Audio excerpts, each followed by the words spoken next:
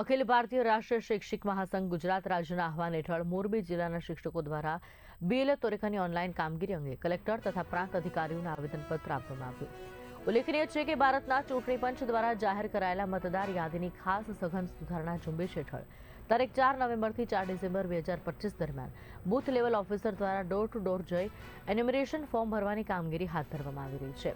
આ કામગીરી શિક્ષકોને શાળાકીય ફરજ બાદ સોંપવામાં આવી છે, જે અત્યંત કઠિન સમય માંગી લેતી અને માનસિક તણાવ ઊભું કરનાર હોવાનું શિક્ષક મહાસંઘે જણાવ્યું।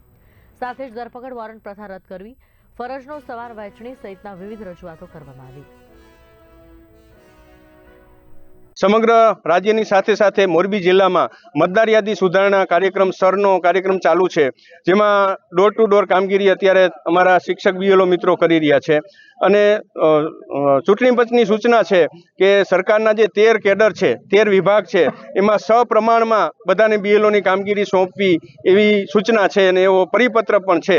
છતાં 90% જેટલા શિક્ષકો બીએલઓ તરીકે કામ કરે છે।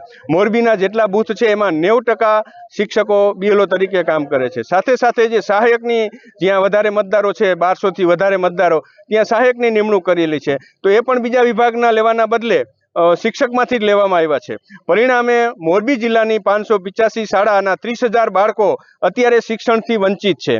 અમારો તંત્રને પ્રશ્ન એ છે કે થોડાક દિવસ પછી પ્રવેશ ઉત્સવ આવશે, ગુણોત્સવ આવશે, ત્યારે આ જ લોકો બધા જ અધિકારીઓ શાળાની મુલાકાતે આવશે અને બાળકોને વાંચન લેખન કરાવશે અને બાળકોને આ કામગીરીના હિસાબે વાંચન લેખન થઈ નહીં શકે ત્યારે એ જ લોકો અમને નોટિસ આપશે, અમને પ્રશ્ન કરશે કેમ વાંચતા નથી આવડતું। તો અમારા માટે આ એક વિકટ પ્રશ્ન છે।